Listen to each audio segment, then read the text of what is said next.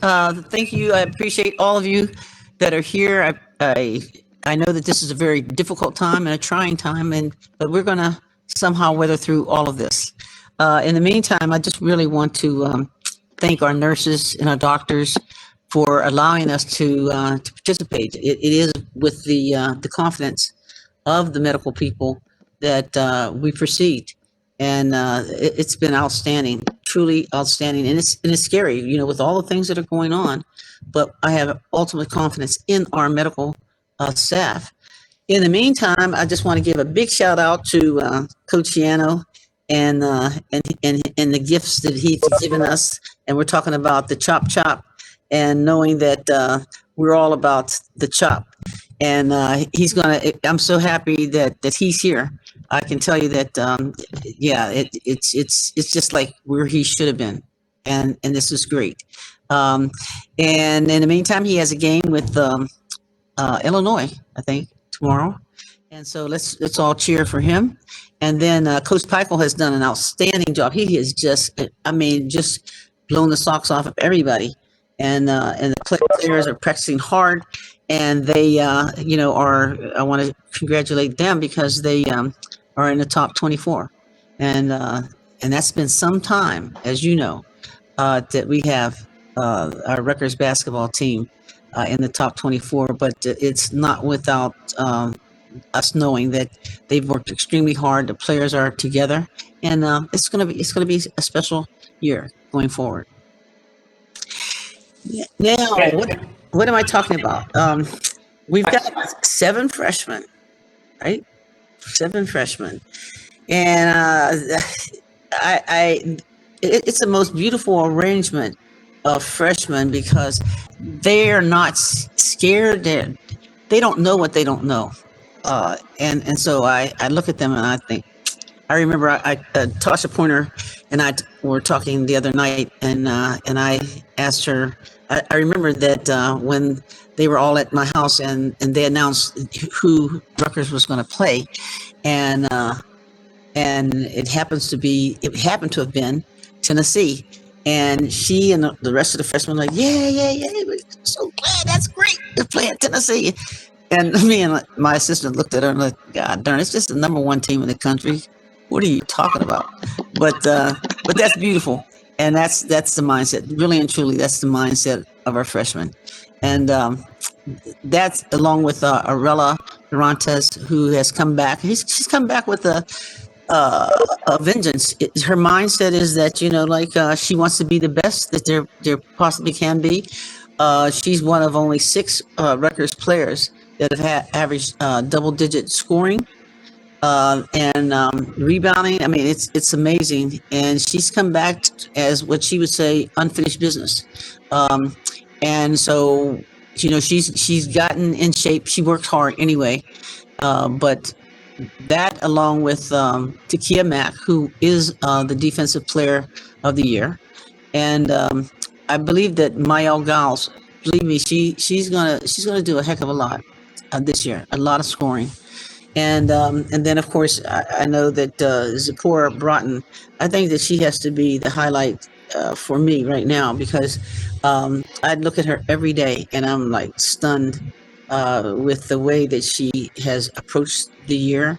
I thought that she was kind of took things in a kind of light sort of way, but she is real serious about how she plays the game. She's extremely patient.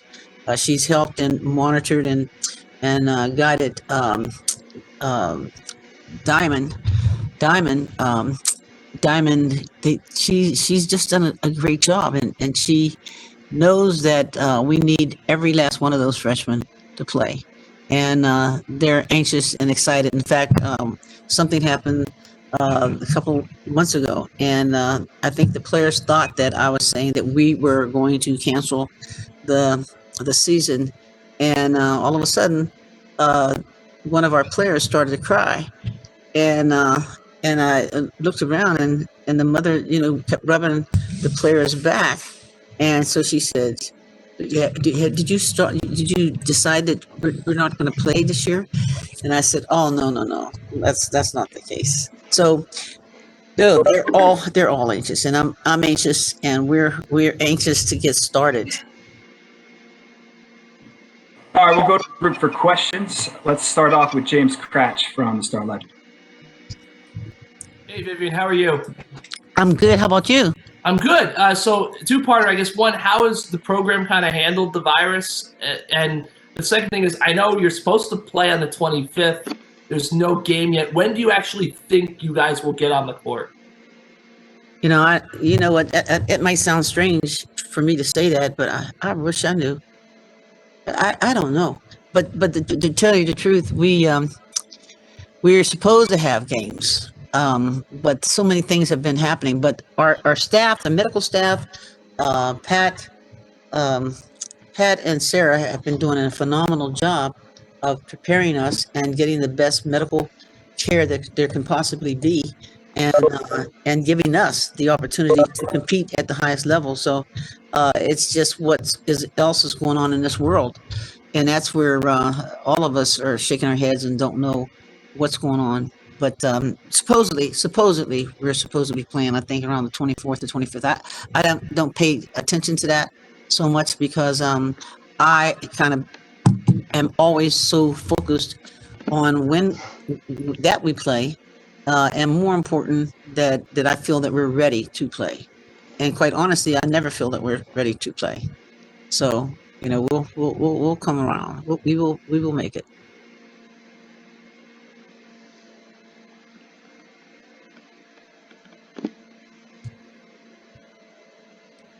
All right, we'll go next question. We'll go to Ralph Bednarczyk, our radio play-by-play.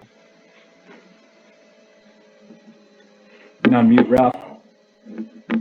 Good morning, Coach. With Arella and everything she's achieved, and we know that she doesn't. No one has to motivate her. But where have you and the coaching staff perhaps challenged her in any aspect, any finite aspect of her game, to take her to the level that she wants to take herself? Where have you guys challenged her, to step forward for 2021? Yeah, with that note, she wants to be more consistent in the long ball. She's always been an outstanding rebounder, push tempo, and definitely has been a key on our 55 defense. So she is going to shoot the 3-pointer a little bit more than what she has done already, and of course she's looking at the many players that we've had in the league. I mean, we've had so many players that have been playing in the league, and I appreciate the fact that she knows that that she is going to present and give to everybody what it means to be a Scarlet Knight. And when we are looking at Scarlet Knights that have been playing 10 years in the league, in fact, that Benai Zelani was most improved player, and then it was followed by Kalia Copper, in the WNBA.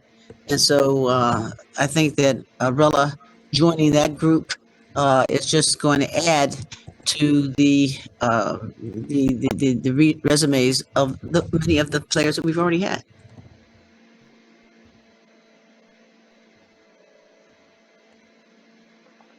Coach, I think I'm jumping in here now to take the driver's seat from Matt. He's going to hop over with the players. So we'll take our next question from Dom Savino. Okay. Hey, Coach. How are you today? I'm good. How are you? Good. Can't complain. I have a question about the freshmen. You mentioned you have a huge freshman class this year. Just generally, how have they done getting acclimated to school? What's your impressions of them in the first few months of their first season? You know what? Let me say this. I appreciate the fact that they're together. They stick together. That's one. In fact, it made me recall several things. But they stick together. They adapt, and they have adapted to this COVID situation, and more importantly, the virtual classrooms and the whole thing. Do they like it? They're not crazy about it. But I feel bad for everybody that has been sequestered because that's the way it is now, and they in particular have got to be restricted to so many things, and it's unfair. It seems to me that you would love to play basketball or football or whatever, play the sports and get out in the open and just play, but that's not the case. But all of them play, all of them are doing that. But I think that that's better done, with the help of the upperclassmen, and certainly I would even say with Zipporah, because she's our leader on the academic side. She truly is really focused on in terms of what she needs to do. Coach, we're going to take our next question from Chris Eisman. Vivian, how do you think the way that the last season ended, with obviously the opportunity to play in the NCAA tournament taken away from them, how do you think that has sort of impacted the way that the players have come back this year and their drive and motivation to continue what they started last year? I wish we could bring them all back. Like you have KK Saunders, who didn't have an opportunity to play, and last year she was, injured, so she didn't get a chance to play last year. And so it's just hurtful that some of the players just did not get a chance. It's like, when you get ready to go to the prom and they canceled the prom, or you get ready to graduate and they canceled it. And so I feel bad for all of our young people. And I guess this world that we're living in today is telling us that we need to recognize that some of the touching things, like one of the things that I personally just resent, but I know that it's the only way we can do things, is that we can't touch them. Like, no, there's no touching. There's no encouragement. Because I like to hug my players and touch them, and yet we stand at a distance, and we say a cheer, but it seems so cold. It seems so cold, and so and they want to just be there, and it's a different day. It's a different day, but hopefully we're all rid of this and everybody can hug and be friends, be good again, and we can enjoy sports as we once did. But I admire the players, because they're dealing with quite a bit. Can you imagine being in a dorm and then you can't even go over and visit your teammates? I mean, think about that. Think about that. We're going to go to Alexander Carminati for the next question. Hi, Coach. Alex Carbonati with the Daily Targum here.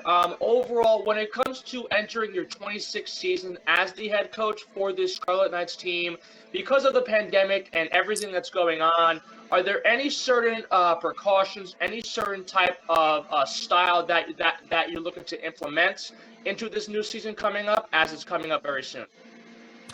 Yeah, it would be nice if we could do that, but to tell you the truth, we started relatively late, and to tell you, we not in the shape that we need to be in just yet. Honestly, we're just not. We're trying, but we're not. I mean, I think that we'll meet the deadline when we get ready to play, and we'll have enough people that are in the shape that they need to be, so that we can go forward with this. But honestly, that whole thing. See, because I don't know if you realize it, but you realize that when the players were home during the summer, they couldn't practice. They couldn't practice. I mean, it's just like they couldn't practice. And so many of them came back to school. In fact, one of the more difficult situations that I've been involved with is that my assistant coach would say, "Okay, coach, just remember, this is really not January. This is really not the time of year that you think it is. but it's like 2 months later. It's like, I'm trying to adjust to the times. And here's what I'm saying. I get very upset because I have written every practice, and I am very sure about exactly where we need to be at a very specific time in our season. And so that's kind of crazy. Like, okay. And so we want to peel that back because we didn't have a summer. So I'm reminded that, okay, that wasn't summer. This is really our summer. Like in December, in September, that's really the beginning of our summer. And so, and maybe as I am always anyway, I'm like, okay, wait, hold up. We're behind. We got to go forward. But I'm sure that we are not, and we're picking up things and learning a lot. And it's especially when you have seven freshmen, and but they're seven joyful freshmen that are learning a lot and will be fine in the time to come. Our next question is from Chris Nowalski. Hey, Coach. You mentioned Arella kind of had unfinished business. How impactful was it to get her back this season? Arella was not happy. As you could tell, probably she is driven to flat out get it done. I think that the Big Ten coaches may have voted for the best players or the scoring leaders in the Big Ten, but it was before our game against Iowa. And that was unfair because in that game against Iowa, that was the deciding factor right there. And Arella was truly, the Big Ten scoring leader, but she didn't get that honor of that. You know what I mean? So that's okay. She's driven, and we don't always get what we want or that we feel that we deserve. But as we shared with her, because she's such a great competitor, she wouldn't walk away from that. She's gonna march in here and she's gonna assume that a lot of things have got to happen. And she knows the first thing that we need from her is we need her leadership, and we need her scoring, and we need her defense, and we need her to be the outstanding player that she has always been, because she can't do it by herself. We've got to chip in and get some things done ourselves. And I'm really happy. The freshmen, they're going to make an impact. They really, truly are a tremendous impact, and we're just waiting for that. Next question is from Tim Catafano. Hey, Coach, how you doing? I hope you're well.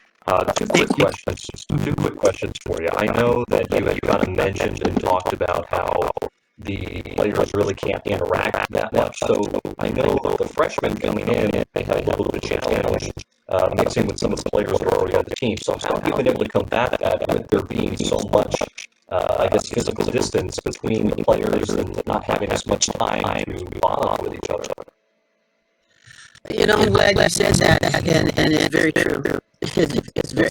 This is real different. I think that we're going to see the effects of the distancing that we have got to do with a lot of our young people. A lot of our young people, because it is the way that it is. But no, you can't bond quite, in the same way. They can't have parties in the same way. Young people, want to get together, and then plus there's no one on campus. So, I feel bad. I feel bad for them. And and you would think that when you're going into, especially your senior year, that you're used to the crowds of people cheering, and because and that's the reason why I think that initially LeBron James was saying no, I don't want to play, because if we don't have the crowds, he didn't want to play. But we have no choice in this situation. But I was walking with Brian as we came off the arena and walked in, and they were saying, "Okay, this is where everybody's going to sit." That's really strange. I'm sure I'm going to adjust. But it is what it is, and we're going to have to all that. I mean, this is going to be different. Yeah. We're gonna go to Howard Leadville with the next question. I'm sorry. Next question is from Howard. Howard, okay. Hey, Coach, good to chat with you. Hey, how are you? I'm doing well. Always a pleasure. I want to talk a little bit about Arella's path from here to the WNBA draft specifically. And she comes to the return to you already north of 2% steal percentage, 3% block percentage. So, defensively, she's doing so much of what you want her to do at the next level. She also obviously dramatically increased her three-point percentage up to 38.5%. What, if anything, do you see as what she needs to add between now and when her name gets called next year to get to where she should be? And do you think she has a chance to be the first name called next year? She has a chance. That's interesting, and it's a loaded question. She could be the first name, but I hesitate to put that on her because I don't want her to feel bad if it wasn't, because we've had Olympians, you know that, with the Cappy Bondex or Essence Parsons or Matias Vaughn, those players, and Arella is every bit as good as all of them. And in fact, with that said, Arella, has a higher scoring average than all of them. But with that said, what does she need to do? She needs to be consistent because I'm sure that they're going to, especially if she's being drafted to a team that has already been successful, then they're going to look for her to, yes, increase her three-point shooting, yes, play some great defense, and they know that they're going to get a great defensive player on that. And she's bright. She's extremely bright on that side of it. But she's got to... I think that if she would have a little bit more assists, I think that she can do a better job of assisting, and you'll see this coming up. For example, Diamond Johnson is an outstanding player. I think that you may have seen that she was one of the few players that were invited to the Allen Iverson, the men's team, right? So, but the beautiful thing about Diamond as well as Arella is that they're not competing against each other. They're competing to play with each other. And Arella, what does she need to do? She needs to come up with fill every stat line, do a better job of her turnovers to assists. But I don't think that she is going to have nearly as many turnovers because she's going to be able to put the ball in other people's hands that can take the pressure off of her.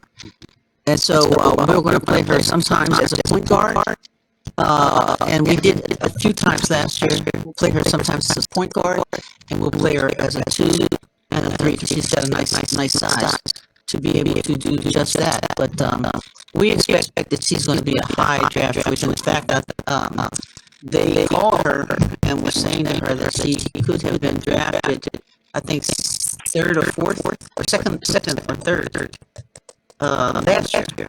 If she had gone, if she had gone into the WNBA. So we're glad that she's back with us. Thanks, I appreciate it. Coach, we're going to do a couple more here. We're going to go to Charles Hallman. Okay. Good afternoon, Coach. Can you hear me? Yeah, where are you? I'm in Minnesota, as always. Oh, Okay. How you been? I hope everything is safe for you and your family. Yeah, me and you too. Thank you. Congratulations to your milestones and your Hall of Fame. I want to ask you just a simple question, a non-basketball question. The SEC has added a seventh black female coach with the Kentucky, promoting the interim coach to Kentucky yesterday. And it seems that a number of black females being hired over the offseason as head coaches, but we still doesn't have a whole lot more. You've already speak on that subject about moving, being able to do that. Could you express your opinion on that a little bit? Yeah. Well, can you help me? Can you help me for a second? You said the SEC has a lot of black females. It has 7 now. Okay. And that's where when the coach from Kentucky, yes, when the coach from Kentucky is no longer coaching Kyra Alsey, who used to play at Tennessee. Yeah, and then and as you may know, he was an assistant coach at Tennessee as well, and so he got Kyra, and then understanding that he's gotten sick or had an accident of sorts, and now he is no longer coaching. So that goes back to Kyra. But yes, it's quite a few. But now, are you asking me what do I think about that? Just in terms of just the growing number of black females being hired as coaches, it seems like a lot this off season, but there's still not that many more. Well, I think that's happening in the that's happening in the SEC. It's kind of interesting because the SEC didn't have any minority coaches. And then there's been an influx in, and I hate to say this, but I think that to some extent it probably is because at one time, let's go like this. At one time, the guy at Ole Miss, Bear Bryant, didn't have black players, and then when he got beat up by USC, and he said, we're going to change this. We're not going to do that. And in fact, I talked to my friend at that summit one time, and she was saying that she was pointing out specific coaches, and she was saying that those coaches weren't as sharp as they needed to be, but they're going to win because they have the talent. So, with that said, and then I guess the athletic directors and everybody else figured out. Long story short is let's get some talent in here because as long as we got the talent, we get a chance of winning. And so the SEC is loaded. They have a lot of minority coaches, but they have a lot of talent there as well. A lot of talent. I'm going to take one final question. We're going to go back to James Cratch. Hey, Vivian, I know obviously everything's kind of changed with the coronavirus. Going into last year, your contract, I assume you want to come back next year. You expect that will kind of be taken care of pretty soon. Yeah, it will. That is great. Sarah is great. I'm not worried about it at all. No, I really am not worried about it. And yes, I'm coming back. So we're gonna do some great things. We're doing a lot of great things. I can promise you that. Thank you so much, Coach. Thank you so much, everyone who's joined the call. We're going to hop over into the player breakout rooms. You should have that link in that same email I sent around. So hop in there. I'll chat on the screen here and let me know who you want to, or we can use the chat room. That way we'll get you to where you want to be. Coach, one more time for joining us, and if you want to say goodbye, go ahead. Yeah, thank you so much, everybody. And please, I hope and pray that you can come to some of our games, and maybe this thing can get a vaccine and stop all this mess and get the real fans out there and do what we need to do. But please be safe. Be safe. Be safe. Be safe. And hopefully none of the kids will get hurt. Well, with this COVID. Thank you. Amen to that. And thanks again to Hasim for taking over for a little bit. Thanks, Hans. Thanks, Hans. Take care.